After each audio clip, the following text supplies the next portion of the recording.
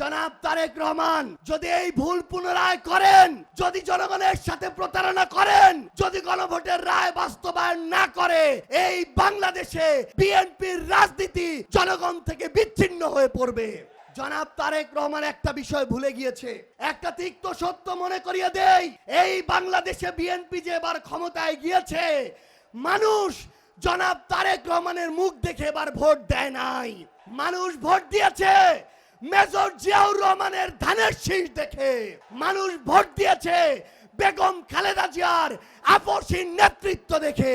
বিএনপির কাছে আমরা স্পষ্ট করে বলি, কোন দেশের কাছে, এজেন্সির কাছে, রাষ্ট্রের কাছে নিজেদের সার্বভৌমত্ব, সম্মান, আমাদের ভাইয়ের জীবন আমরা তাদের কাছে বন্ধক দিয়ে এই বাংলাদেশে কোনোদিন আমাদের রাজনীতি প্রতিষ্ঠা করতে পারবো না। আজকে রাজশাহীর এই ঐতিহাসিক সমাবেশে 11 দলীয় ঐক্য এবং এই রাজশাহীর ছাত্র জনতা আপনারা যারা উপস্থিত হয়েছেন, আপনাদের সবাইকে জানাই সালাম, আসসালামু আলাইকুম ওয়া রাহমাতুল্লাহ। অন্যান্য ধর্মাবলম্বী যারা উপস্থিত রয়েছেন, আপনাদের সবাইকে জানাই আন্তরিক শুভেচ্ছা। সম্মানিত উপস্থিতি, 2024 সালের জুলাই অভ্যুত্থানের পরে আমরা ভেবেছিলাম যারা বিগত 16-17 বছর ধরে স্বৈরাচার সরকারের দ্বারা জুলুমের শিকার হয়েছে তাদের অন্তত একটা শিক্ষা হবে। কিন্তু আমরা দেখলাম যে একটা অভ্যুত্থানের পরে, হাজারের অধিক মানুষের জীবন দেওয়ার পরে যারা নতুন করে এই বাংলাদেশে ক্ষমতায় আসলো, 3 মাস যেতে না যেতেই তারা প্রমাণ করে দিল যে যত নির্যাতন হোক, যত জুলুম হোক, ক্ষমতার চেয়ে তাদের কাছে কোনোদিন দেশ বড় হইতে পারে না।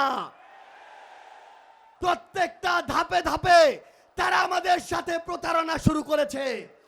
তারা এদেশে 50% ভোট পেয়ে ক্ষমতায় গিয়েছে, কিন্তু তারা ভুলে গিয়েছে 70% মানুষ দেশের পরিবর্তনের পক্ষে রায় দিয়েছে। জনাব তারেক রহমান একটা বিষয় ভুলে গিয়েছে, একটা তিক্ত সত্য মনে করিয়ে দেই, এই বাংলাদেশে বিএনপি যে এবার ক্ষমতায় গিয়েছে, মানুষ জনাব তারেক রহমানের মুখ দেখে এবার ভোট দেয় নাই। মানুষ ভোট দিয়েছে মেজর জিয়াউর রহমানের ধানের শীষ দেখে। মানুষ ভোট দিয়েছে বেগম খালেদা জিয়ার আপসহীন নেতৃত্ব দেখে। জনাব তারেক রহমান যদি এই ভুল পুনরায় করেন, যদি জনগণের সাথে প্রতারণা করেন, যদি গণভোটের রায় বাস্তবায়ন না করে, এই বাংলাদেশে বিএনপির রাজনীতি জনগণ থেকে বিচ্ছিন্ন হয়ে পড়বে। আমরা স্পষ্ট করে একটা কথা বলি, আওয়ামী লীগের সময়ে আওয়ামী লীগ বিভিন্ন এজেন্সি থেকে শুরু করে বিভিন্ন জনের মাধ্যমে আওয়ামী লীগ তাদের জায়গা থেকে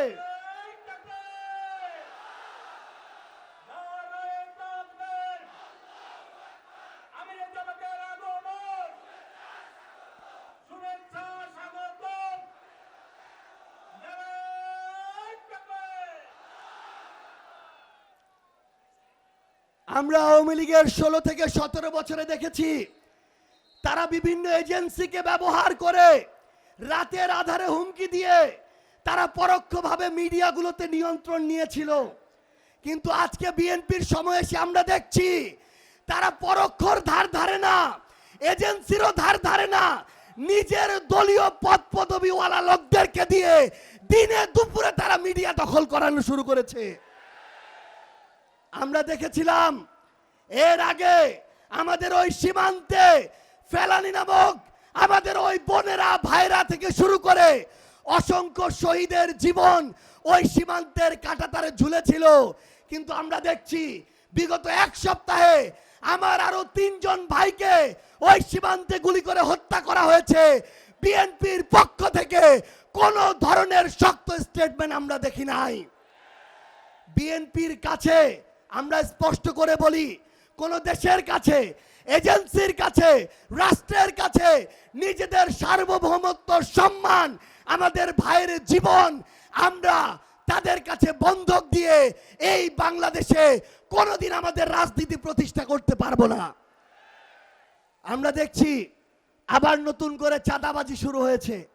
চাঁদাবাজি হয় কিনা, ক্ষমতার অপব্যবহার হয় কিনা, মানুষের উপরে জুলুম হয় কিনা, সরকারি সকল সুযোগ সুবিধা শুধু বিএনপির নেতা কর্মীদের দেয়া হয় কিনা। তাহলে বিএনপিকে পরিষ্কার করতে হবে, রাষ্ট্র কি শুধু একটা দলের? বিএনপি কি শুধু বিএনপির সরকার, নাকি বিএনপি বাংলাদেশের সরকার? আমরা একটা কথা পুরো বাংলাদেশের সামনে, মানুষের সামনে, আপনাদের সামনে বলে যেতে চাই যে আমরা জাতীয় নির্বাচনে ছাড় দিয়েছি, কিন্তু স্থানীয় নির্বাচনে ছেড়ে দেওয়ার কোনো সুযোগ নাই। কেউ যদি আপনার ভোটের অধিকার চুরি করতে চায়, ব্যালট বাক্সে হামলা করতে চায়, উপনির্বাচনের মতো এই ভোট বয়কট করার কোনো সুযোগ নাই। বরং হয় ওই ভোট বন্ধ হবে, না হলে আমাদের অধিকার প্রতিষ্ঠা হবে। একটা জিনিস মনে রাখতে হবে, বিএনপি এখন খাল খনন কর্মসূচি শুরু করেছে, আমরা তাদেরকে ধন্যবাদ জানাতে চাই। কিন্তু প্রিয় বিএনপি, প্রিয় তারেক রহমান, নদীতে যদি পানি না থাকে, পদ্মায় যদি পানি না থাকে, ওই খাল খনন করে আমার লাভ কি হবে? ওই খালে পানি আসবে কোথা থেকে? এই জন্য আমরা আমাদের জায়গা থেকে স্পষ্ট করে বলি, আমাদের গণভোটের রায় বাস্তবায়ন করতে হবে, আমাদের জুলাই সনদ বাস্তবায়ন করতে হবে, সংস্কার করতে হবে। আধিপত্যবাদ মেনে নেওয়া যাবে না, এবং এই বাংলাদেশে আগামীর মানুষের আকাঙ্ক্ষা থেকে এক চুল পরিমাণ সরে যাওয়ার স্পর্ধা দেখানো যাবে না। সবাই ভালো থাকবেন। ইনকিলাব ইনকিলাব ইনকিলাব ইনকিলাব। ক্ষমতা না জনতা, আপোষ না সংগ্রাম, দালালি না রাজপথ। দিয়েছি তো রক্ত,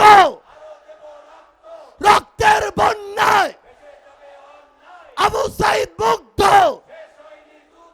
শেষ হয়নি যুদ্ধ। তুমি কে আমি কে, হাদি হাদি। তুমি কে আমি কে, আমরা সবাই হাদি হব, যুগে যুগে লড়ে যাব।